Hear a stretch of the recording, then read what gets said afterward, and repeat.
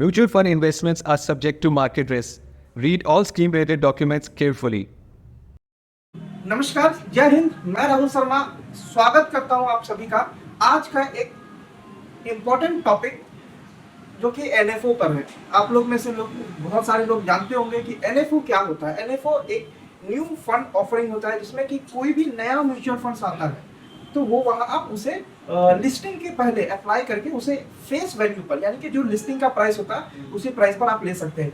पहले हम लोगों ने एचडीएफसी में बताया था, इसके अलावा Tata energy SBI energy opportunity fund में बताया था और सारे में आपका बहुत अच्छा रिटर्न आया। तो ये एक नया अपॉर्चुनिटी है जहां आप इन्वेस्ट करके एक बढ़िया रिटर्न निकाल सकते हैं। तो चलिए, ये है कौन सा फंड? ये एक बहुत ही बढ़िया कंपनी जो आप लोगों ने सुन रखा है, टाटा म्यूचुअल फंड का एनएफओ आ रहा है। कौन सा एनएफओ है? Tata innovation fund. ये काम कहाँ करने वाला है? ये काम करने वाला है इनोवेशन की जो कंपनियां हैं, ऑर्गेनाइजेशन है, उसमें आपका निवेश जाने वाला है। एनएफओ ओपन कब हो रहा है? एनएफओ ओपन हो रहा है 11 नवंबर 2024 को और ये खत्म कब होगा? 25 नवंबर 2024 को। यानी कि अगर आप इसमें अप्लाई करना चाहते हैं तो आपको 11 नवंबर के पहले इसे अप्लाई कर देना होगा। माफी चाहूंगा, 11 नवंबर से लेकर के 25 नवंबर के पहले आपको अप्लाई कर देना होगा। यानी 25 अगर है तो आप लास्ट डे अगर अप्लाई करेंगे तो चांसेस कम है कि आपको ये कहा जाए कि लिस्टिंग के बाद हो सकता है मिले। ठीक है, क्योंकि अगर लास्ट डे आप अप्लाई करते हैं तो चांसेस कम है कि आपको मिलेगा। आपको कम से कम 23 तक मैक्स टू मैक्स इसे अप्लाई कर देना होगा, तब आपको ये फंड मिलता है। अब इस चीज को समझिए कि इसका प्राइस क्या होगा। लिस्टिंग प्राइस जो है ये आपका 10 रुपए का फेस वैल्यू, यानी कि कोई भी म्यूचुअल फंड जब लॉन्च होता है वो 10 रुपए के फेस वैल्यू से ही स्टार्ट होता है और ये फिर धीरे धीरे 10 रुपए का 11 रुपए होता है, 11 रुपए से 15 रुपए होता है और ये जो वैल्यूएशन बढ़ता है इस कारण से आपका जो कैपिटल है, आपने जो निवेश किया है वो पैसा बढ़ता चला जाता है। अब चलिए समझते हैं कि ये फंड आपका निवेश कहाँ कहाँ करने वाला है। तो ये इन्वेस्टमेंट आपका कर रहा है इनोवेशन पे, लेकिन इनोवेशन में क्यों? इंडिया जो है हमारी कंट्री, वो अराउंड इंडिया जो टॉप 133 कंट्रीज है उसमें आज के समय में 39वें नंबर पर है इनोवेशन पे, मतलब नए डेवलपमेंट पे, नई टेक्नोलॉजी जो ग्रो कर रही है उसमें 39वें नंबर पर है, जो कि 2015 में ये 81 नंबर पर था। यानी कि 2015 पे हमारा देश 81 रैंकिंग में था और आज के समय में 2024 में ये 39वें रैंकिंग में आ चुका है। यानी कि आप समझ सकते होंगे कि हमारी कंट्री किस तेजी से बढ़ रही है। पेटेंट्स किसी भी कंट्री के लिए बहुत इंपॉर्टेंट चीज होता है कि उसके पास कितना इनोवेशन का राइट है, उसके हाथ में कितना है। आज के समय में देखें तो यूएस और चाइना के पास सबसे ज्यादा पेटेंट राइट था, जो कि आज बढ़कर हमारे पास हो चुका है। 2015 में 5,980 के आसपास था और आज हमारे पास 1,03,060 के आसपास है। आज के दिन में जब हम लोग बात कर रहे हैं तो 1,03,061 पेटेंट्स, मतलब वो प्रोडक्ट्स की राइट इंडिया के पास है, जो कि कोई और देश नहीं बना सकती है। ठीक है, आप समझते हैं कि हमारा रिसर्च में क्या आउटपुट है, रिसर्च में हम लोग कितना उसमें डेवलप पोटेंशियल हम लोग रख रहे हैं। तो रिसर्च में अगर 2017 से 2022 की बात करें तो पब्लिशिंग था 1.3 मिलियन और आफ्टर पैंडेमिक हम लोग उसको ग्रो करके इंडिया तीसरा सबसे बड़ा रिसर्च में आ चुका है और पूरे वर्ल्ड में ये 3rd नंबर पर रैंक कर रहा है। अब इनोवेशन का फ्यूचर क्या है? इंडिया में मॉडर्नाइजेशन में कंट्रीब्यूशन क्या है, कहाँ कहाँ है?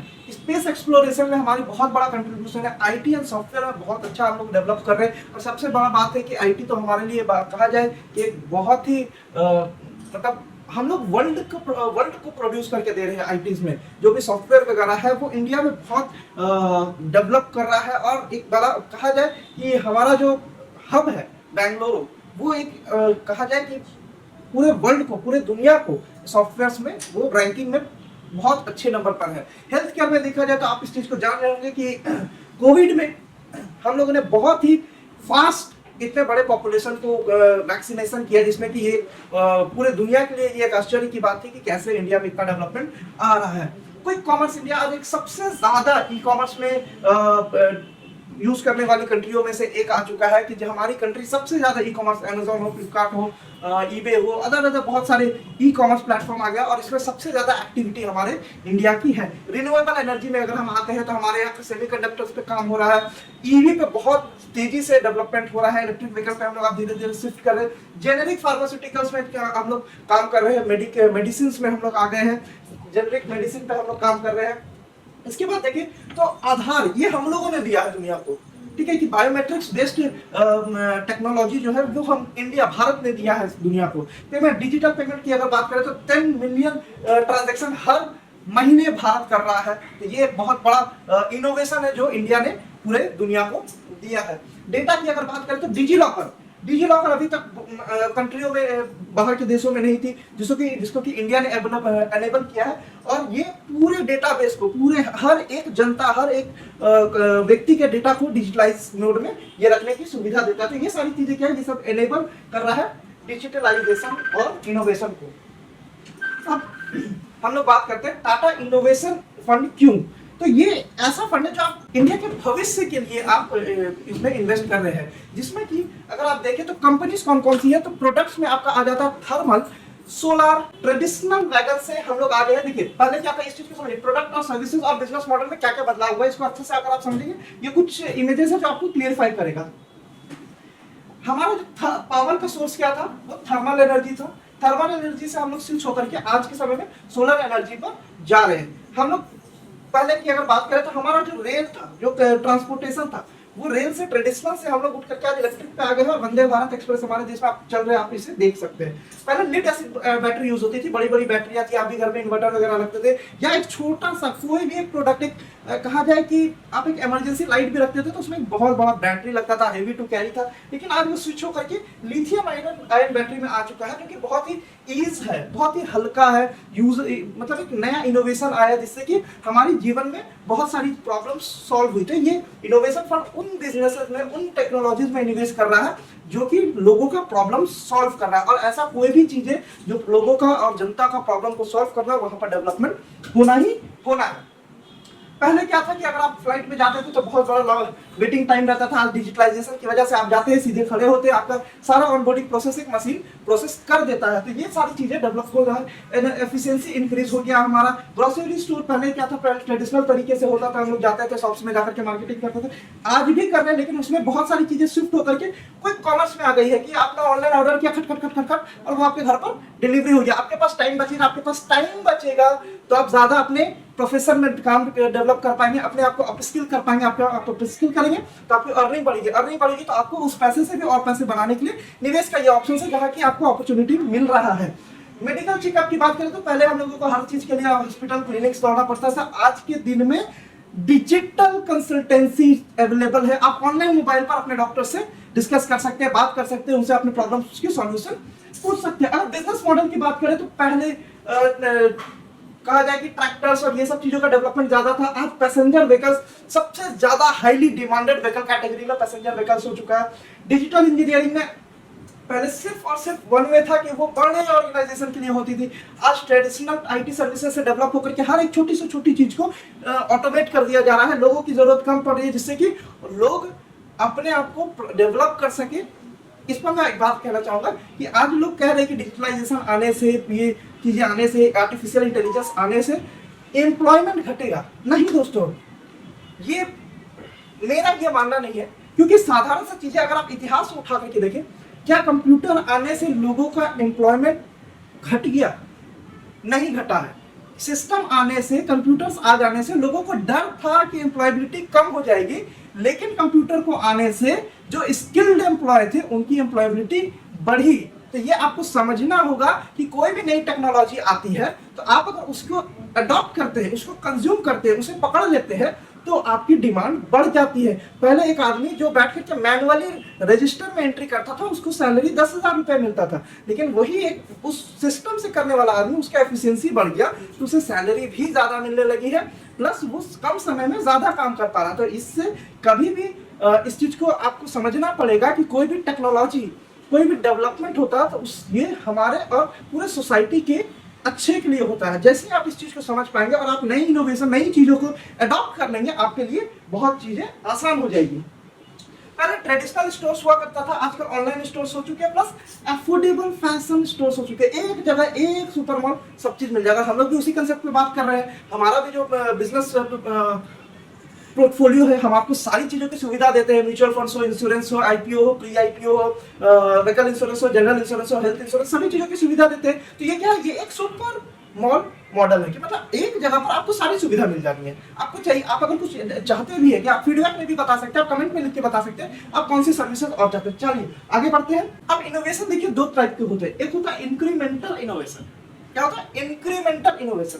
मतलब जो प्रोडक्ट्स एंड सर्विसेज है वो कंटिन्यूअसली इंप्रूव करता चला जाता है, ठीक है, करता चला जाएगा। इसमें क्या है कि हर कुछ दिनों के बाद ये डेवलपमेंट होगा, चेंजेस आएगा और ये आपके सुविधा के लिए आता है।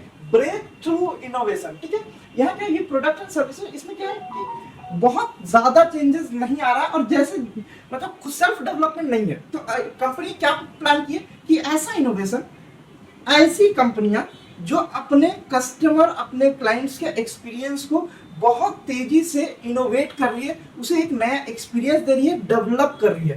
तो एक जीवन का सिद्धांत सिंपल सी चीज है, जहां पर डेवलपमेंट होता है लोग उनके साथ रहना चाहते हैं, क्योंकि कोई भी व्यक्ति ऐसा नहीं है जो जहां है वहीं रहना चाहता है। कुछ लोग हो सकते हैं कि भैया हम एफडी करते थे और करते रहेंगे, वो जमाना चला गया दोस्तों। तो आपको इस चीज को समझना होगा कि समय के साथ अगर आप नहीं बढ़ेंगे तो समय आपसे छूट जाएगा और आप वहीं रह जाएंगे, समय लेकर आगे बढ़ जाएगा। तो इस चीज को आपको समझना पड़ेगा कि चेंज, बदलाव बहुत जरूरी है। तीसरा पॉइंट जो है वो है टाइम फ्रेम। इंक्रीमेंटल इनोवेशन, जिसमें कि स्पेशली टाटा इनोवेशन फंड का फोकस है इंक्रीमेंटल इनोवेशन, जो कि शॉर्ट टर्म होता है और ऑनगोइंग इंप्रूवमेंट रहता है। मतलब कि हर कुछ दिनों के बाद वो इंप्रूवमेंट लाएंगे, हर कुछ दिनों के बाद एक इंक्रीमेंट लाएंगे और हर चीज को डेवलप करते जाएंगे कि अब इसमें क्या बदला जा सकता है जिससे कि लोगों को फायदा हो, जिससे कि उन्हें सुविधा हो, ठीक है। लेकिन ब्रेक थ्रू इनोवेशन में क्या होता है कि वो टर्म के साथ जब जरूरत पड़ेगा तब देखा जाएगा, तो उस हिसाब से अगर देखेंगे तो अब वो डेवलपमेंट एक्चुअल में वो डेवलपमेंट नहीं, वो धक्का हुआ है, ठीक है। तो इस चीजों को ध्यान रखिएगा कि स्पेशली फोकस कहाँ किया जा रहा है, इंक्रीमेंटल इनोवेशन पे। चौथे पॉइंट पे आते हैं कि इन्वेस्टमेंट इसमें जरूरत पड़ता है क्योंकि R&D करना है। अब देखिए इसरो हो गया, नासा हो गया, इनका कितना तेजी से बहुत पैसे का खर्च होता है इस तरह के रिसर्च एंड डेवलपमेंट में, लेकिन उससे क्या होता है बहुत सारे फायदे होते हैं। आप जितने भी मोबाइल आप यूज कर रहे हैं, आप जितना टेक्नोलॉजी यूज कर रहे हैं, आप मैक्सिमम चीजें सैटेलाइट के थ्रू कनेक्टेड है। तो ये क्या है, ये कहाँ से डेवलप हो रहा है, ये आपका नासा हुआ, जो हमारे स्पेस रिसर्च एजेंसीज है उनके द्वारा ये सारी चीजें डेवलप की जाती है। यहाँ पे खर्च होता है, ठीक है। लेकिन ब्रेक थ्रू इनोवेशन में क्या होता है, ये सिग्निफिकेंट होता है, ठीक है, बहुत जब जरूरत पड़ेगा तब ये देखते हैं। अब आते हैं एग्जांपल के तौर पर, तो सॉफ्टवेयर अपडेट आप अपने मोबाइल में देखेंगे रेगुलर अपडेट आता है, ठीक है। फ्यूल एफिशिएंसी इंप्रूवमेंट, गाड़ियों के लिए हर जगह जहां यूजेस हो रहा है फ्यूल्स का, वहां हर समय ये इंप्रूव किया जाता है कि क्या ये बदलाव करने से कुछ बदलाव, कुछ फ्यूल का यूजेस कम हो, एनर्जी ज्यादा क्रिएट हो, तो ये सारी चीजें आपके डेवलपमेंट में होता है। अगर आप ब्रेक थ्रू इनोवेशन में बात करें तो इंटरनेट में क्या अभी चेंजेस है, अब काफी दिनों के बाद फिर चेंजेस आएगा, ठीक है, क्योंकि इंटरनेट चल रहा है, 4G से आप 5G आ रहा, 5G से 3G आ रहा, वो भी अभी कहा जाए कि काफी तेजी से चीजें बदल रही है। स्मार्टफोन में आप देख रहे होंगे तेजी से इनोवेशन, आजकल खुलने वाली मोबाइल्स आ गई है, अब धीरे धीरे आ रही, जो आपको सामने जूम आ गया है कि आप सामना सामनी दुनिया में किसी कोने में रह करके बात कर सकते हैं, उसी प्रकार से धीरे धीरे डेवलपमेंट हो रहा है जहाँ आप सामने खड़ा हो सकते हैं, लोग आपको देख सकेंगे कि ये सामने खड़ा होकर। जैसे मैं अभी फिलहाल वीडियो के मोड पे बात करूं, भविष्य में हो सकता है ऐसा हो कि आप अगर डिस्कस करना चाहे तो हम लोग आमने सामने होंगे, मोबाइल से ये कहा जाए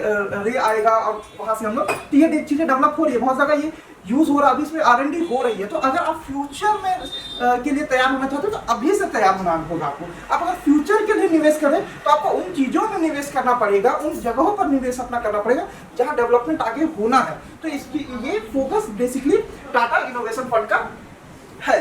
तो इनोवेशन फंड का एक बहुत बड़ा इंपॉर्टेंट चीज है कि कॉम्पिटिटिव एडवांटेज को यूज करिए। कंटिन्यूअस इंप्रूवमेंट चाहिए भाई, इंप्रूवमेंट हर किसी को चाहिए, और जो इंप्रूवमेंट नहीं कर रहे वो एज जहां थे वहीं रह जा रहे। मान लेते हैं जिन्होंने पुराने जमाने के तरीके को अपनाया कि भैया हम तो तिजोरी में पैसे रखते थे, अगर आज वो तिजोरी में रखे तो 10 साल के बाद भी वो पैसे उतने ही रहेंगे। लोग सोचते थे कि नहीं एफडी कर रहे, एफडी में रहेंगे, महंगाई बढ़ रही है लेकिन आपका पैसा क्या होगा, उतना ही बढ़ेगा। तो इसलिए आपको हमेशा चेंजेस लाना पड़ेगा हर चीज में। अगर आप नई गाड़ी ले रहे हैं तो आपको अपने निवेश को भी नया करना पड़ेगा, नई चीजों पे आना पड़ेगा, कस्टमर से फीडबैक लेना। हर एक ऑर्गेनाइजेशन आज फीडबैक ले रही है, और एक अच्छी ऑर्गेनाइजेशन, एक जो ऑर्गेनाइजेशन खुद को डेवलप करिए, अपने साथ लोगों को डेवलप करिए और अपने हर क्लाइंट को डेवलप करने का प्रयास करिए, वो हर समय फीडबैक लेती है, पूछती है। जैसे हम लोग भी आपके पास जब आते हैं सेमिनार्स वगैरह होता है तो हम आपसे फीडबैक लेते हैं, हमारे यहाँ से आपको व्हाट्सएप में फीडबैक लिया जाता है।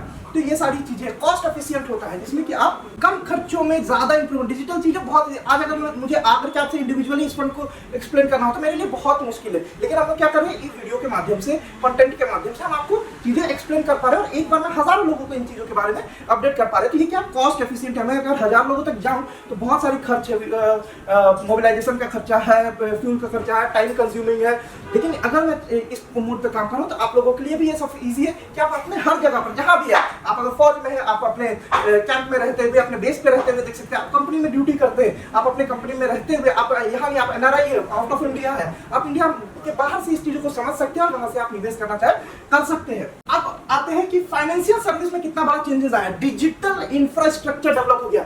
बैंकिंग, अब बैंकिंग नहीं रहा, लोग अब बैंक कम जा रहे हैं, सारी चीजें मोबाइल पर अवेलेबल, आपको लोन लेना, खट खट खट खट खट आपने बटन दबाया, आपका एलिजिबिलिटी आ गया, आपको लोन ले सकते हैं। रोबोटिक प्रोसेस हो गया, ऑटोमेट हो गया है सर, बहुत सारी चीजें कि वहां पर लोगों का जरूरत नहीं है, चीजें प्रोसेस अपने आप होती है। आर्टिफिशियल इंटेलिजेंस है, आप सेल्फी लेते हैं, आपके दिन में अगर केवाईसी करने के लिए तो वेरीफाई कर लेता है बंदा सही है कि नहीं, वही सेम पर्सन है कि नहीं, पलक झपका है कि नहीं। ये क्या आर्टिफिशियल इंटेलिजेंस के थ्रू इतना डेवलपमेंट हो रहा है। इंस्टा प्रोडक्ट है, मतलब फटाफट फटाफट फटाफट आपको चीजें मिल रही है, टाइम कंज्यूमिंग कम है तो ज्यादा सर्विसेज मिल पा रही है। इकोसिस्टम पार्टनरशिप हो गया, यानी कि आपको ऑर्गेनाइजेशन एक दूसरे के साथ कनेक्ट होकर के काम करी। जैसे अगर आप चाहे कि पहले केवाईसी का प्रोसेस बहुत लेंदी था, एक सरकारी आदमी बैंक में बैठता था, कट कट कट कट करके करता था, आज ऑनलाइन हो चुका है चीजें, जो बहुत डेवलप कर गया है। ठीक है, चलिए अब आते हैं कि अभी बैंकिंग में क्या क्या रोबो एडवाइजरी टूल हो गया। जैसे कि आप डालिएगा, आपने देखा होगा, आप शायद ग्रो यूज करते होंगे, अदर बहुत सारी एप्लीकेशन यूज करते होंगे, उसमें ऑटोमेटिक आपको बता दिया था सर ये इन्वेस्टमेंट आपके लिए बहुत बढ़िया, आपके एज ग्रुप के अनुसार, आपके रिस्क प्रोफाइल के अनुसार, आपके प्रीवियस पोर्टफोलियो को देखते हुए। उसी तरह हम लोगों का भी ऐप आपने यूज किया होगा, वेल्टी का क्लाइंट ऐप, जिसमें कि ऑटोमेटिक आपके रिस्क प्रोफाइल के अनुसार आता है कि आप इन चीजों में इनमें एसआईपी कर सकते हैं, टॉप परफॉर्मर कौन सा है, कौन सा आपको फ्यूचर में बहुत अच्छा हो सकता है, म्यूचुअल फंड या एसआईपी, कौन सा एफडी सबसे ज्यादा कंपेयर करके आपको मिल जाता है। तो अगर आपने वेल्दी का हमारा ऐप डाउनलोड नहीं किया है तो नीचे दिए गए डिस्क्रिप्शन लिंक से लिंक को डाउनलोड कीजिए, और कुछ भी सवाल हो तो वहाँ मेरा नंबर भी होगा, आप वहाँ से मुझसे कॉन्टैक्ट भी कर सकते हैं। ठीक है, चल आगे बढ़ते हैं। इंस्टा क्रेडिट फैसिलिटी है, आपको फटाफट से क्रेडिट मिल जाता है, आप अपनी जरूरतों के लिए अब बार बार बैंक के चक्कर नहीं लगाना, फटाफट से लोन लेकर के अपने कामों को कर सकते हैं।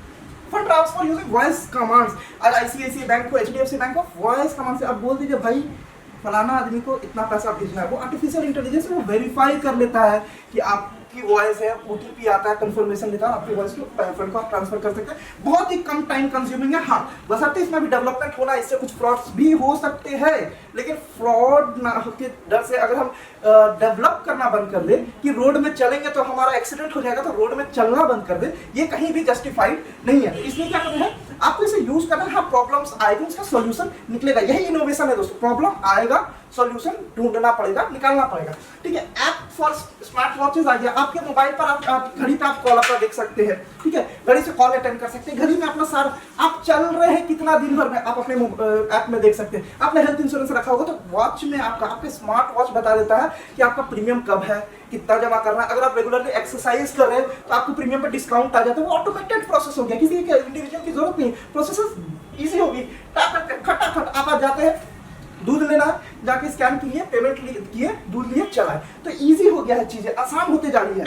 फार्मा एंड हेल्थ केयर में क्या हुआ है, फार्मा एंड हेल्थ केयर में अगर देखें तो ड्रग्स फॉर्मुलेशन को बहुत तेजी से डेवलप किया जा रहा है कि आपकी जो सेफ्टी पर, पहले बहुत सारे आपने केसेस सुना होगा कि रिएक्शन कर जाता था मेडिसिन, आज वो चीजें कम हो रही है। इक्विपमेंट जो थे वो बहुत ज्यादा बल्कि रहता था। आज अगर मैं कहूँ कि बायोप्सी जो होता था, भगवान न करे आप लोगों को कभी इससे कराने की जरूरत पड़े, पहले वो गले के नीचे एक इंच मोटा, लगभग 1 इंच से ज्यादा सा कम मोटा पाइप मुंह के द्वारा पेट में डाल करके उसे देखा जाता था क्या तकलीफ है बंदे को।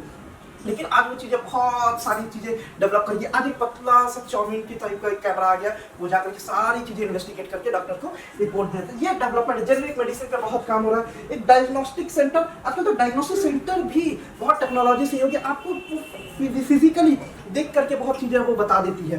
तो ये सारी डेवलपमेंट बहुत तेजी से हो रही है। देन आते हैं ऑटोमेशन में क्या हो रहा है, तो फ्यूल एफिशिएंसी पे काम करिए। फीचर लाइक सीट बेल्ट, आज आप गाड़ी में बैठते हैं, सीट बेल्ट नहीं लगाए है तो वो बता देता है कि भैया सीट बेल्ट आपने नहीं, वो आवाज करना है तो ये क्या है, ये डेवलपमेंट है। ठीक है, ट्रेडिशनल डीलरशिप मॉडल से आज के समय में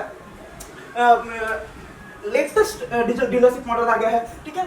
अब क्या हुआ है कि लिमिटेड डिजिटल प्रेजेंस था, अब क्या हो गया एनहांस डिजिटल एंड वर्चुअल। आज आप गाड़ी चलाना आप जाके देखना चाहते हो, आप ऑनलाइन देख सकते हो, ठीक है। बशर्ते वो सेटिस्फैक्टरी अभी नहीं है, धीरे धीरे हो जाएगा, ठीक है। स्मॉल कार्स एंड सीडान पे ज्यादा एक्सेसिव फोकस किया जाना है और उसे डेवलप करके अब कहाँ लाया जाए, एसयूवी में आना है, मिड साइज पोर्टफोलियो में डेवलपमेंट हो रहा है। जो कन्वीनियंट फीचर था, जो कहा जाए कि पहले हर चीज मैनुअल था, हर चीज मैनुअल था, ठीक है। आज चीजें ऑटोमेट हो जाती, आपको क्या बटन दबाइए काम हो जाएगा। पहले भैया खिड़की गिराना है घुमाइए, अब क्या हो गया, अब बटन दबाइए आपका खिड़की नीचे, बटन दबाइए उड़ जाएगा, ठीक है। आपको अपना डिक्की खोलना है, पहले क्या था चाबी लगाइए खिलाइए तो खुलता था, अब क्या है अब बटन दबाइए खुल जाएगा। तो क्या ये डेवलपमेंट है, इजी ऑफ लाइफ है, डेवलपमेंट हो रहा है। और ये जब आप डेवलपमेंट में आएंगे तो पैसा भी आपका डेवलप करे।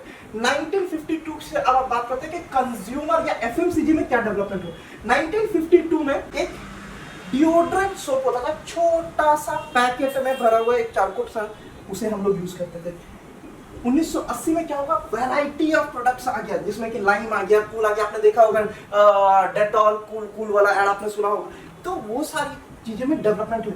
2012 में क्या हुआ कि बहुत सारी यंगर जनरेशन को, एडवेंचरस ऑडियंस को इसको कवर अप किया गया। आपके भी आपने भी अपने नजदीकी स्टोर्स में आप देखा होगा, आज वैरायटी ऑफ सोप्स की अवेलेबिलिटी, बहुत सारे सोप अवेलेबल है, आप अपने रिक्वायरमेंट के अनुसार ले सकते हैं। आज क्या हो गया, आज का अल्कोहल फ्री मॉइस्चराइजिंग वेरिएंट आ गया, इंस्टेंट फॉर्म, अब दबाइए फॉर्म बनाने का जरूरत नहीं, ऑलरेडी बना हुआ फटाफट यूज कर लीजिए, तो टाइम कंज्यूमिंग कम हो गया।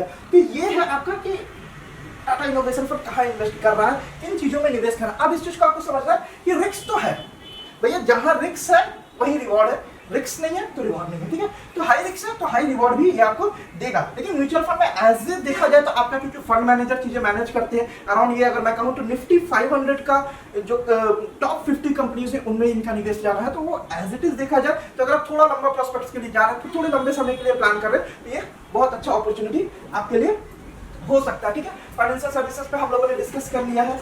आप फटाफट से आते हैं, इसको समझते हैं कि कौन कब से आप कर सकते हैं, कैसे करना है इन फंड्स में निवेश। टाटा इनोवेशन फंड आपका शुरू हो रहा है 11 नवंबर 2024 से और 25 नवंबर 2024 के लिए बंद हो जाएगा। टाइम बेसिकली कम रखा गया था, अभी इसको ठीक ठाक बढ़ा दिया गया ताकि ज्यादा से ज्यादा लोग इसका फोकस कर सके, इन्वेस्ट कर सके। निफ्टी 500 में मैंने कहा आपको निवेश होना है, ठीक है। फंड मैनेजर कौन है, नीता शेट्टी एंड कपिल मल्होत्रा, जिसमें कि ओवरसीज एक्सपोजर अभी फिलहाल नहीं है, लेकिन आगे जाकर किसमें दिया जाएगा। मिनिमम इन्वेस्टमेंट क्या है, मिनिमम अगर आप वन टाइम इन्वेस्ट करना चाहते हैं तो 500 रुपीज का मिनिमम इन्वेस्टमेंट है। अगर आप एसआईपी के थ्रू इन्वेस्ट करना चाहते हैं तो 100 रुपीज का एसआईपी आप स्टार्ट कर सकते हैं मिनिमम, ठीक है। आप इस चीज को समझते हैं, अगर आप हमारे पास आते हैं तो बिल्कुल कर सकते हैं, कोई प्रॉब्लम नहीं। लेकिन अगर आप नहीं है, आप कहीं और है और इसमें निवेश करना चाहते हैं, तो बहुत सिंपल है, आप नीचे दिए गए बोर्डलाइन नंबर पर कांटेक्ट कर सकते हैं या नीचे दिए गए लिंक पर क्लिक कीजिए, क्लिक करके आप वेल्दी क्लाइंट ऐप डाउनलोड कर सकते हैं। वहां से आप जाकर के एनएफओ सेक्शन में जाकर के, म्यूचुअल फंड्स में पहले जाना है, एनएफओ सेक्शन में जाना है और वहां से आप निवेश कर सकते हैं। अगर आप चाहते हैं कि मैं एक डेमो वीडियो आपको बना करके दूं कि कैसे आप इस फंड में निवेश करना चाहते हैं, तो आप कमेंट में लिख करके जरूर दीजिए, मैं आपको वो भी प्रयास करूंगा कि जल्द से जल्द दे पाऊं। दूसरी चीज है कि क्या इस फंड में निवेश करना चाहिए या नहीं। मेरी अगर आप राय माने तो 100% इस फंड में आपको, पोर्टफोलियो में आपको इस फंड को रखना चाहिए। बहुत बढ़िया फंड है, बहुत डेवलपिंग, क्या पोटेंशियल हो सकता है इसका, तो आप उम्मीद कर सकते हैं कि कम से कम म्यूचुअल फंड है, रिस्क है, लेकिन 12 to 15% का एक अनुमान, एक अप्रॉक्स रिटर्न आप मान सकते हैं। जो बैक टेस्टिंग हुआ है कि उनमें अगर निवेश हम लोगों ने 2 साल 3 साल 4 साल पहले किया होता तो क्या रिटर्न, ये रिटर्न पॉसिबल है, ये रिटर्न आ सकता है, ठीक है। तो बेसिकली म्यूचुअल फंड है, मार्केट रिस्क है, लेकिन आप इसको रख सकते हैं। और निवेश करने से पहले आप अपने फाइनेंशियल एडवाइजर से जरूर एक बार संपर्क करें, या अगर आप चाहें तो हमारी टीम से भी कांटेक्ट कर सकते हैं। नीचे दिए गए बोर्डलाइन नंबर पे आप संपर्क जरूर करें। हर उस व्यक्ति तक इस वीडियो को जरूर पहुंचा दे जो कि निवेश करने के बारे में सोच रहे हैं, कुछ अच्छा बढ़िया निवेश करना चाहते हैं, अपने आप को डेवलप करना चाहते हैं, अपने आप को इनोवेट करना चाहते हैं और जीवन में आगे बढ़ना चाहते हैं। तो हर उस व्यक्ति तक इस वीडियो को शेयर कर दीजिए। वीडियो अगर अच्छा लगा हो तो इसे लाइक करके सब्सक्राइब कर दीजिएगा और जरूर बताइए कि आप कौन से फंड में और निवेश करना चाहते हैं और उसके बारे में जानना चाहते हैं। तब तक लिए जय हिंद, नमस्कार।